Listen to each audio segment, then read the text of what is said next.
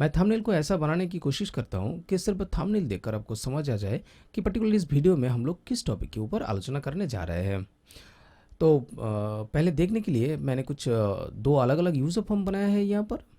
एक में list box है और दूसरे में एक फ्रेम है। प्रॉपर्टीज़ के अंदर आप देख सकते हो जो इसका नाम है फ्रेम। तो पहले लिस्ट बॉक्स 2 को हम लोग रन करते हैं और गेट डेटा के ऊपर क्लिक करते हैं। मैंने दोनों यूज़र फॉर्म का जो शो मॉडल है उसको मैंने फॉल्स कर दिया था ताकि दोनों यूज़र फॉर्म को मैं एक साथ ओपन कर पाऊँ। तो अब यूज़र फॉर्म 1 को रन करते हैं और गेट डेटा के ऊपर क्लिक करते हैं। देखिए कैसे सुंदर तरीके से डेटा लोड हो रहा है यहाँ पर। तो डेटा लोड हो चुका है और देखिए फ़र्क देखिए। ये जो यूज़र फॉर्म 2 में है, यूज़र फॉर्म 2 में एक लिस्ट बॉक्स है और यूज़र फॉर्म 1 में एक फ्रेम है, जिस फ्रेम के अंदर हम लोग डेटा को पॉपुलेट किया है कुछ कोड यूज़ करके। लिस्ट बॉक्स में किसी भी रो के ऊपर डबल क्लिक करके उसका टेक्स्ट को कॉपी करना एकदम पॉसिबल नहीं है। हाँ, हो सकता है अगर आप इसके अंदर बहुत ज़्यादा कुछ कोड यूज़ करते हो, इसे क्या बताओ आपको, सीधे तरीके से ये नहीं हो सकता। बहुत कोड यूज़ करके आप इसे बना सकते हो। तो मैंने इसे ईज़िली बनाने के लिए बहुत कुछ किया है। और भी कुछ खामियां हैं, जैसे देखिए यहाँ पर लिस्ट बॉक्स का जो टेक्स्ट अलाइन है वो लेफ्ट अलाइन है। तो लेफ्ट होने के बाद सब कुछ जितने सारे कलम है यहाँ पर सबका टेक्स्ट लेफ्ट अलाइन है। और जो फ्रेम में मैंने पॉपुलेट किया है देखिए यहाँ पर कुछ लेफ्ट में है, कुछ राइट में है, कुछ लेफ्ट में है, कुछ राइट में है। मतलब यहाँ पर मैंने सिर्फ टेक्स्ट बॉक्स यूज़ किया है, लिस्ट बॉक्स नहीं, टेक्स्ट बॉक्स मैंने यूज़ किया है। वो भी डायनामिकली यहाँ पर ऐड हो रहा है। देखिए यहाँ पर जो टेक्स्ट है मैं टेक्स्ट बॉक्स को यहाँ से कॉपी कर पा रहा हूँ। पहले मैं यहाँ से सिलेक्ट करूँगा, फिर कीबोर्ड से Ctrl+C दबाकर इसे कॉपी कर लूँगा और एक नोटपैड के अंदर पेस्ट करके मैं आपको दिखाना चाहता हूँ कि हम लोग इसे कॉपी पेस्ट कर सकते हैं। और देखिए फिर नीचे वाला किसी को मैं सिलेक्ट करूँगा और उसे मैं नोटपैड के अंदर पेस्ट कर दूँगा। सबसे बढ़िया बात है कि आप इस डेटा को एडिट कर पाओगे। देखिए मैं इसे कुछ उल्टा सीधा लिख दिया, जो एकदम पॉसिबल नहीं है किसी भी लिस्ट बॉक्स के अंदर। लिस्ट बॉक्स को सिर्फ हम लोग एक लिस्ट की तरह यूज़ कर सकते हैं। तो हम लोग क्यों ना ऐसा एक लिस्ट बनाए जिस लिस्ट को हम लोग डायरेक्टली एडिट कर पाए और उसे अपडेट कर पाएंगे। देखिए यहाँ पर मेरा जो इच्छा है सब कुछ आप यहाँ पर लिख पाएंगे। किसी भी को आप चेंज कर सकते हो, कहीं भी आप कुछ नया लिख सकते हो। और इस डेटा को अगर आप शीट में ट्रांसफ़र कर दोगे तो आपका डेटा सेव हो जाएगा। ऐसा कुछ आपको कर लेना है। मैं सिर्फ कॉन्सेप्ट आपको दिखा रहा हूँ ताकि एक नए तरीके से हम लोग एक लिस्ट बॉक्स को बना सकें, एक एडिटेबल लिस्ट बॉक्स हम लोग कैसे बना सकें। तो मैं हूं सजल और आप देख रहे हो सपोर्ट प्लस यूट्यूब चैनल। आप अगर मेरे चैनल का वीडियो पहली बार देख रहे हो तो आपको रिक्वेस्ट करूंगा प्लीज़ मेरे चैनल को सब्सक्राइब कर लीजिए और इस वीडियो को एक लाइक कर दीजिए। और वीडियो को देखने के बाद अगर आपके मन में कोई भी क्वेश्चन आता है, पर्टिकुलर मैं जिस कॉन्सेप्ट को शेयर कर रहा हूँ इस कॉन्सेप्ट के बारे में अगर आपके मन में कोई भी क्वेश्चन आता है तो हमें कमेंट्स पर जरूर लिखिएगा और मैं जल्द से जल्द आपको रिप्लाई देने की कोशिश करूँगा। यूज़र फॉर्म 1 के अंदर मैंने एक फ्रेम इंसर्ट किया है और जिस फ्रेम में मैं डेटा को पॉपुलेट करूँगा। डेटा को कैसे मैं पॉपुलेट करता हूँ, देखिए यहाँ पर जो कमेंट बटन 1 के ऊपर मैंने क्लिक किया उसके अंदर बहुत सारा कोड मैंने यहाँ पर लिखा है। तो पहले मैंने कुछ वेरिएबल्स यहाँ पर ले लिया है, जिस वेरिएबल्स की मदद से हम लोग इसे लोड कर पाएंगे। मतलब यहाँ पर हम लोग बहुत सारा कुछ डायनामिकली यहाँ पर ऐड करेंगे। तो यहाँ पर जो एफ साइज मतलब फॉन्ट साइज है, फॉन्ट का जो साइज मैं यूज़ करना चाहता हूँ मैंने यहाँ पर कर दिया है 12। और यहाँ पर जो R as long, C as long, R as long मतलब रो और कलम। और ये जो सी लेफ्ट है मतलब कलम का लेफ्ट, तो कलम का लेफ्ट पहला मैंने कर दिया है 13 क्योंकि 13 से शुरू हो रहा है। और जो आर टॉप देखिए यहाँ पर है इंटीजर, रो का टॉप होगा, यहाँ पर मैंने दिया है आर टॉप। आर टॉप कितना होगा, जो फ्रेम मैंने इंसर्ट किया है उस फ्रेम का जो टॉप है उससे 18 माइनस होगा, क्योंकि 18 को हम लोग रख रहे हैं एक जो लिस्ट बॉक्स हम लोग बनाने जा रहे हैं उसका हेडिंग के तौर पर हम लोग यूज़ कर रहे हैं। तो हेडिंग में पहले हम लोग एक लेवल वहाँ पर इंसर्ट करते हैं। तो पहले जो ऊपर लिया था AC एज ऑब्जेक्ट, उसे हम लोग पहले सेट करेंगे। Set me dot control dot add forms में एक लेवल ऐड हो रहा है। अब इसे इसी तरीके से ही लिखिएगा। और फिर एक विथ स्टेटमेंट के अंदर मैंने उसका नाम दे दिया है। देखिए यहाँ पर H उसका नाम है और फिर एंड देकर वहाँ पर C दे दिया है, क्योंकि C मीन्स C में एक नंबर आ रहा है, कलम का नंबर, तो एंड कलम का नंबर, मतलब H1 H2 H3 करके यहाँ पर आएगा। फिर उसका लेफ्ट C लेफ्ट, तो पहला जो C लेफ्ट देखिए यहाँ पर मैंने दिया है 13। तो 13 क्यों देख लेते हैं। ये जो फ्रेम है, फ्रेम का लेफ्ट देखिए यहाँ पर है 12, तो एक प्लस कर दिया है मैंने, 12 ना रखकर मैंने यहाँ पर 13 कर दिया है। फ्रेम जहाँ से शुरू होता है उसके साथ हमें एक प्लस करना पड़ता है, नहीं तो फ्रेम के सीधाई में नहीं आएगा। फिर से चलते हैं कोड के अंदर। तो यहाँ पर लेफ्ट हो गया। अब टॉप आर टॉप, जो ऊपर लिखा है आर टॉप देखिए जो फ्रेम का टॉप है उसे 18 माइनस करके आ रहा है, मतलब आप फ्रेम को जहाँ पर भी हटा देंगे तो उसका ऊपर ही आएगा ये जो हेडिंग वाला जो लेवल है। फिर उसका हाइट मैंने कर दिया है 18 और यहाँ पर वाइट को मैंने 0 कर दिया है। क्यों देखिए शीट में चलते हैं। शीट में पहले है ID, फिर है आइटम, फिर टैक्स लैब, यूनिट और HSN, मतलब यहाँ पर 5 अलग अलग कॉलम हैं। तो 5 के लिए जो पहला कॉलम है जिसके ऊपर ID लिखा है हेडिंग में, हेडिंग का ID हाइड ही रहेगा, पॉपुलेट होगा पर हाइड रहेगा। तो कोड के अंदर आ गए। अब यहाँ पर उसका कैप्शन कौन सा है, सेल्स लिखकर आप देखोगे तो यहाँ पर आपको समझ आ जाएगा, CELLS सेल्स। और पैरेंथेसिस के अंदर देखिए पहले मांग रहा है रो इंडेक्स फिर कॉलम इंडेक्स। तो रो कौन सा है, रो है एकदम पहला जो रो है, 1 नंबर रो, तो यहाँ पर दे दिया। अब कलम कौन सा है, कलम है C, क्योंकि C हम लोगों ने पहले डिक्लेयर कर दिया था C फॉर एज कलम, तो यहाँ पर नंबर आ चुका है। अब उसका जो टेक्स्ट अलाइन है, टेक्स्ट अलाइन अब यहाँ पर 2 लिख सकते हो, और नहीं तो टेक्स्ट अलाइन को आप सेंटर यहाँ पर लिख सकते हो। 1 2 3, 1 होता है लेफ्ट, 2 होता है सेंटर और 3 होता है राइट अलाइन, ऐसा कुछ। उसका बॉर्डर स्टाइल मैंने कर दिया है 1, बॉर्डर स्टाइल होता है 1 और 0। 1 के मतलब वहाँ पर बॉर्डर होगा और 0 के मतलब बॉर्डर नहीं होगा। उसका फॉन्ट साइज मैंने पहले ही दिखाया था, फॉन्ट साइज वहाँ पर 12 लिखा है। फिर उसका बैक कलर मैंने वाइट कर दिया है। और फिर नीचे जाते हैं, देखिए यहाँ पर लेफ्ट, हमें लेफ्ट को चेंज करना है, एक के बाद एक लेफ्ट को हमें चेंज करना है। तो पहला जो लेफ्ट है, पहला लेफ्ट कहाँ से आ रहा है, me dot controls H and C। यहाँ पर जो नाम हमने दिया है उस नाम को मैं मी डॉट कंट्रोल्स के तौर यूज़ कर रहा हूँ, आपको ऐसा ही लिखना है। अब मी डॉट और उसी कंट्रोल का नाम यहाँ पर डायरेक्टली आप नहीं लिख सकते हो, क्योंकि ये डायनामिकली ऐड हो रहा है। तो इसीलिए हमें लिखना है मी डॉट कंट्रोल्स और पैरेंथेसिस के अंदर जैसे आपने उस ऑब्जेक्ट का नाम दिया था उस ऑब्जेक्ट का नाम को आपको ऐसे ही यहाँ पर लिखना है। और फिर डॉट लेफ्ट दे दिया, मैं मतलब उसका लेफ्ट मैं यहाँ पर ले लिया C लेफ्ट के अंदर, और फिर C left equals to C left plus इसका जो लेफ्ट हमें मिल चुका है उसका वाइड भी उसके साथ प्लस कर देंगे। तो सेकंड जो कॉलम आएगा उसका लेफ्ट हमें मिल चुका है पहले जो लेवल हम लोगों ने इंसर्ट किया था उसके ऊपर से। और फिर नीचे मैंने कर दिया है C इक्वल्स टू C+1, मतलब कॉलम 1 था अब 2 हो गया। एकदम सेम तरीके से मैंने उसे कॉपी करके नीचे पेस्ट कर दिया है, ताकि हम लोग 5 अलग अलग हेडिंग वहाँ पर बना सके, एकदम सेम। सिर्फ चेंज है यहाँ पर इसका वाइड है 0 और इसका वाइड है देखिए 204। और यहाँ पर सेल्स 1, C, देखिए C तो 1 से 2 हो गया, तो यहाँ पर जैसा है वैसा ही हम लोग रखने देते हैं, और सिर्फ जो वाइड है वाइड को हम लोग चेंज करते करते जाएंगे। तो उसके बाद 72, फिर उसके बाद 48, फिर उसके बाद यहाँ पर 90 हो गया। अब इसे यहाँ से थोड़ा बहुत कुछ नीचे तक हम लोग इसे बंद कर देते हैं,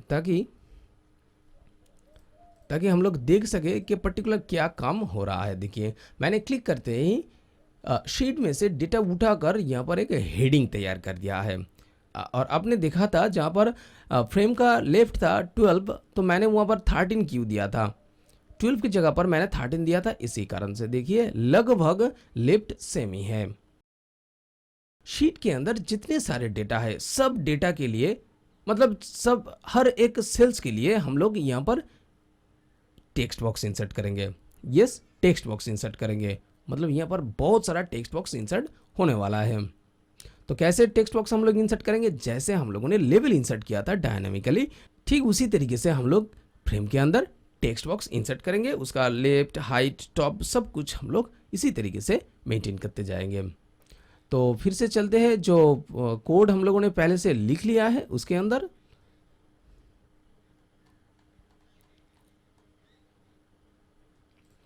इन सारे कोड को मैंने पहले से ही लिख लिया है।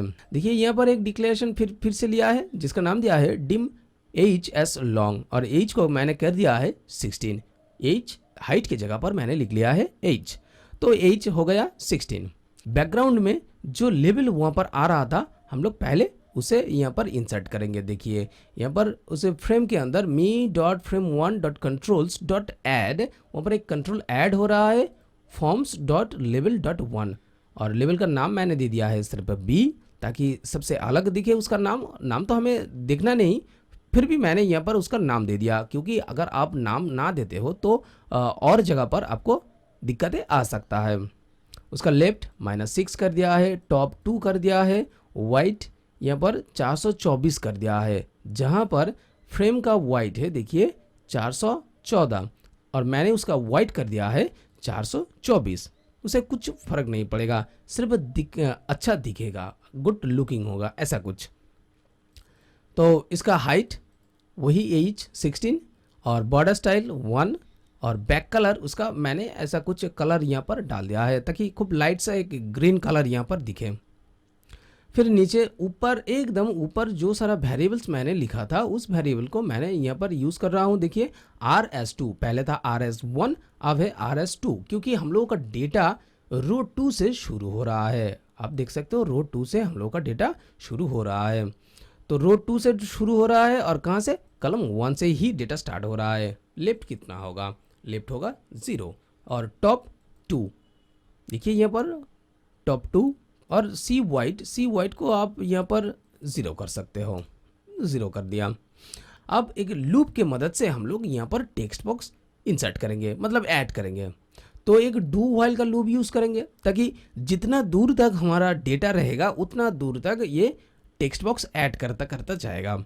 तो देखिए यहाँ पर डू व्हाइल का लूप मैंने यूज़ किया है। डू व्हाइल का लूप को एंड करने के लिए एकदम आखिर में मैंने लिख दिया है लूप। अब देख सकते हो यहाँ पर मैंने लिख दिया है लूप। फिर से ऊपर चलते हैं, और अब देखिए इस फ्रेम के अंदर मैं एक टेक्स्ट बॉक्स इंसर्ट कर रहा हूँ, me.frame.controls.add। उसके अंदर forms.textbox1 ऐसा कुछ मैंने लिखा है, और विथ स्टेटमेंट के अंदर उसका सब कुछ मैंने चेंज कर दिया है। क्या है? उसका नेम मैंने रख दिया है R and -1, क्योंकि ये पहला रो है, पहला कॉलम का left, C left, top R top, white 0, height जैसा सब कुछ है, सिर्फ इसका वाइट हम लोगों ने 0 कर दिया है। और वैल्यू लेवल में हम लोग कैप्शन लिखा था, और टेक्स्ट बॉक्स में हम लोग लिखेंगे वैल्यू, ताकि शीट में से हम लोग डेटा को यहाँ पर ला सकें। तो वैल्यू में क्या आ रहा है? वैल्यू में आ रहा है सेल्स R,1, मतलब पहला जो कलम है, पहला कलम से डेटा को पहला कलम से डेटा को यहाँ पर आ रहा है, सेकेंड रो और पहला कलम। तो पहला कलम में हम लोगों का आईडी है, तो यहाँ पर ऐसे आ रहा है। उसका टेक्स्ट अलाइनिंग हम लोगों ने यहाँ पर रख दिया है 1, तो आप इसे रख सकते हो और नहीं भी रख सकते हो, क्योंकि आप अगर यहाँ पर कुछ नहीं लिखते हो तो बाय डिफ़ॉल्ट यहाँ पर टेक्स्ट अलाइन लेफ्ट ही होगा। तो इसका बैक स्टाइल 0, स्पेशल इफेक्ट 0, सब कुछ भी मैंने यहाँ पर अलग अलग रख दिया है। आप इसे यहाँ पर ना रखकर जो back colour white, special effect, back style और ये जो टेक्स्ट अलाइन है, आप इन सब को यहाँ से हटा सकते हो। और सिर्फ आपको रखना है tab stop equals to false, क्योंकि हमें उसके ऊपर सिलेक्शन नहीं ले जाना है।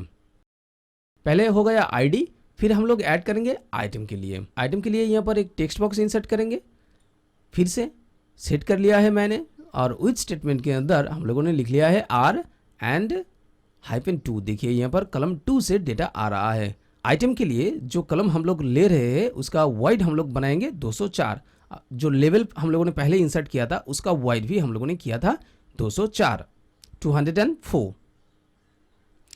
तो यहाँ पर डेटा आ रहा है, देखिए रो, कौन सा रो, सेकेंड रो, और कलम 2। तो आपको यहाँ पर इन सबको रखना है। टेक्स्ट अलाइन लेफ्ट होगा, बैक स्टाइल 0 होगा मतलब ट्रांसपेरेंट होगा, स्पेशल इफेक्ट यहाँ पर 0 कर दिया है मतलब फ्लैट। फॉन्ट साइज मैंने कर दिया है, पहले जो फॉन्ट एफ साइज ऊपर लिखा था वह एफ साइज था 12, तो यहाँ पर 12 आएगा, और उसका बैक कलर मैंने किया है व्हाइट। अब इसे भी डिलीट कर सकते हो क्योंकि बैक कलर की वहाँ पर कोई भी ज़रूरत नहीं है। ठीक उसी तरीके से मैंने जो 3 नंबर कलम के लिए है, 3 नंबर कलम पर देखिए टेक्स्ट लैब है, तो टेक्स्ट लैब के लिए भी मैंने ऐसा कुछ किया है। देखिए यहाँ पर इसका नाम दे दिया है R3, और डेटा कहाँ से आ रहा है, सेल्स R,3 से, मतलब 3 नंबर कलम से डेटा आ रहा है। इसका भी जो बैक कलर है वाइट, इसे आप यहाँ से बंद कर सकते हो। उसके नीचे है देखिए टेक्स्ट बॉक्स 3, फिर से मैंने एक इंसर्ट किया है। यहाँ पर क्या आएगा, जो 4 नंबर कलम पर है, 4 नंबर कलम पर है यूनिट, जैसा आइटम के लिए किया है ठीक वैसा ही। तो इसका भी बैक कलर जो वाइट है इसे आप बंद कर सकते हो। फिर उसके नीचे है HSN, 4-5 जो अलग अलग कलम है सबके लिए मैंने ऐसा कर लिया है। अब जो विथ स्टेटमेंट खत्म हो रहा है लूप के अंदर ही, देखिए R = R+1, मतलब जो रो है यहाँ पर देखिए, ये जो रो हम लोगों ने यूज़ किया है इस रो को हम लोग इंक्रीज कर रहे हैं। एक बार लूप चलने के बाद R के साथ एक प्लस करके सेकेंड रो पर हम लोग जा रहे हैं। आप अगर डू व्हाइल के लूप के ऊपर डिटेल्स में जानना चाहते हैं तो प्लीज़ मेरे चैनल पर विजिट करें, वहाँ पर डू व्हाइल के लूप के बारे में एक से ज़्यादा एक ट्यूटोरियल वीडियो आपको मिल जाएगा। अच्छा, फिर R = R+1 मतलब R को इंक्रीज कर दिया। अब हम लोग यहाँ पर जो R टॉप है, टॉप को तो हमें चेंज करना है क्योंकि हम लोग जब नेक्स्ट टेक्स्ट बॉक्स वहाँ पर ऐड करेंगे तो उसका टॉप चेंज होना चाहिए। उसका टॉप चेंज होकर कितना होगा, जो उसका पहला वाला जो टेक्स्ट बॉक्स है उसका जो हाइट है, हाइट को हम लोग टॉप के साथ प्लस कर देंगे तो हो जाएगा। ठीक है, ऐसे ही मैंने कुछ किया है, R top = R top + H, और वहाँ पर मैंने लिखा है डू इवेंट। अगर डू इवेंट वहाँ पर करते हैं तो जो वर्टिकल स्क्रॉल बार है, स्क्रॉल बार जब ऊपर नीचे होगा तो अच्छा दिखेगा। अब हम लोग कर रहे हैं me.frame.scrollbar = स्क्रॉल बार वर्टिकली। हम लोग यहाँ पर ऐड कर रहे हैं सिर्फ वर्टिकली स्क्रॉल बार। वर्टिकली स्क्रॉल बार का हाइट हमें चेंज करना है। लूप चलते चलते इस टॉप का वैल्यू बढ़ जाएगा। जितने सारे डेटा है सब डेटा यहाँ पर आ जाने के बाद ये टॉप बहुत ज़्यादा नंबर में आ जाएगा, और उसी नंबर को हम लोग यूज़ कर लेंगे स्क्रॉल हाइट के अंदर। तो यहाँ पर मैंने दे दिया R टॉप, और नीचे एक प्रोसीड्यूर मैंने लिखा है लिस्ट ऑब्जेक्ट मी। तो ये किस लिए लिखा है, इसका भी बहुत बड़ा कुछ काम है, दिखाएंगे। तो फिलहाल इसे कमेंट ब्लॉक कर देते हैं, यूजर फॉर्म को एक बार रन करते हैं और गेट डेटा बटन के ऊपर क्लिक करते हैं। देखिए कैसे यहाँ पर ये जो स्क्रॉल बार है धीरे धीरे छोटा हो रहा है, मतलब डेटा यहाँ पर लोड हो रहा है। शायद डेटा लोड हो चुका है। देखिए पहले मैंने बताया था एक लेवल वहाँ पर इंसर्ट करेंगे जिसका बैक कलर थोड़ा लाइट ग्रीन होगा, तो मैंने ऐसा किया है। और अब किसी लिस्ट बॉक्स के ऊपर क्लिक करेंगे, देखिए कैसा दिखा रहा है यहाँ पर। बहुत अच्छा दिख रहा है क्योंकि ये सारे के सारे टेक्स्ट बॉक्स है। टेक्स्ट बॉक्स के अंदर से हम लोग डेटा को सिलेक्ट करके कॉपी कर सकते हैं, ना कि ऐसा कुछ होता है लिस्ट बॉक्स के अंदर। अब हमें करना है जिस टेक्स्ट बॉक्स के ऊपर हम लोग क्लिक करेंगे उस टेक्स्ट बॉक्स के पीछे ये जो ग्रीन लेबल हम लोगों ने लगाया है वो तुरंत आ जाए। इसके लिए हम लोग एक नया विथ इवेंट तैयार करेंगे। तो विथ इवेंट तैयार करने के लिए हमें क्लास मॉड्यूल की ज़रूरत पड़ेगी। तो मैंने एक क्लास मॉड्यूल इंसर्ट किया और उसके अंदर एक डिक्लेयर कर दिया है public with events txt box as msforms.textbox, और इसको मैंने यूज़ किया है कहाँ पर, देखिए मैंने मॉड्यूल के ऊपर डबल क्लिक किया, यहाँ पर भी कुछ डिक्लेरेशन यूज़ किया है, जैसे पब्लिक cbt एज cbt मतलब इस क्लास मॉड्यूल को यूज़ करने के लिए यहाँ पर देखिए एज, तो इसे फिर से एक बार करके देखते हैं। एज यहाँ पर लिखेंगे CLS लिस्ट, जो क्लास मॉड्यूल का नाम है यहाँ पर आ चुका है। अब एक कलेक्शन लिख लिया COLL एज कलेक्शन, और फिर पब्लिक CTRL एज कंट्रोल। इन तीनों चीज़ों का हमें बहुत ज़रूरत है। जो पब्लिक साहब आपने देखा था यूजर फॉर्म 1 के अंदर है, एकदम आखिर में जो लिस्ट ऑब्जेक्ट और उसके अंदर मी लिखा था वही है। तो चलिए फिर से इसके ऊपर चलते हैं, इसके ऊपर राइट क्लिक किया और चलते हैं डिफिनेशन पर। मैंने लिखा set call equals new collection. जो सारा है सबको हम लोग कलेक्शन के अंदर ऐड कर देंगे। तो कलेक्शन के अंदर ऐड करने के लिए मैंने एक लूप यूज किया है, for loop. For each control in FRM dot controls. ये जो FRM है वहाँ पर आपने देखा था, लिखा था मैंने ब्रैकेट के अंदर मी, मतलब यूजर फॉर्म को। तो यूजर फॉर्म के अंदर जितने सारे कंट्रोल्स है, सब कंट्रोल के अंदर यहाँ पर एक हीप फंक्शन यूज करके मैंने अलग कर लिया है कि जितने सारे यहाँ पर टेक्स्ट बॉक्स है। देखिए मैंने लिखा है इफ टाइप नेम VBA का एक इनबिल्ड फंक्शन है, जिसके जरिए कंट्रोल किस टाइप का है हम लोग देख सकते हैं। जब सिर्फ टेक्स्ट बॉक्स होगा तब देखिए set CBT equals to new CLS LST। ये जो क्लास मॉड्यूल हम लोगों ने क्रिएट किया है, ऊपर तो पब्लिकली डिक्लेयर कर दिया था CBT एज CLS LST, तो नीचे फिर से हम लोग लिख रहे हैं set CBT equals to new CLS LST, और फिर उसके बाद सेट CBT डॉट, देखिए यहाँ पर इसे पहुँच देते हैं, और वहाँ पर जब हम लोग डॉट देंगे देखिए यहाँ पर आ रहा है TXT बॉक्स, तो यहाँ से सिलेक्ट कर लिया इक्वल्स टू कंट्रोल। जो कंट्रोल को हम लोग लूप के मदद से ढूंढ रहे हैं उसे हम लोग ऐड कर दिया है इसी CBT के अंदर।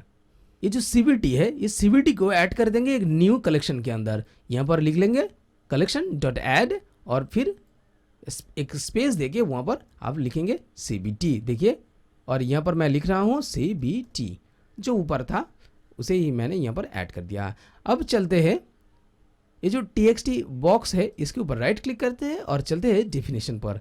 हम लोग आ गए क्लास मॉड्यूल के अंदर। ये जो पब्लिकली डिक्लेयर किया था विथ इवेंट्स, इवेंट में से मैं सिलेक्ट कर लिया था माउस डाउन, क्योंकि माउस डाउन मतलब माउस क्लिक, और वहाँ पर मैंने लिखा है user form 1 dot frame 1 dot controls, और उस कंट्रोल का नाम मैंने दिया था B।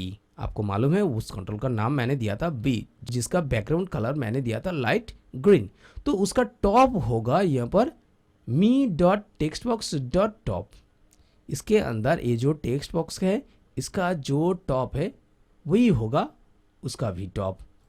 इसे एक माइनस कर देते हैं ताकि देखने में और भी अच्छा लगे। तो चलिए फिर से एक बार यूजर फॉर्म के ऊपर चलते हैं और यूजर फॉर्म को रन करते हैं। गेट डेटा के ऊपर क्लिक करते हैं और डेटा को तैयार होने देते हैं।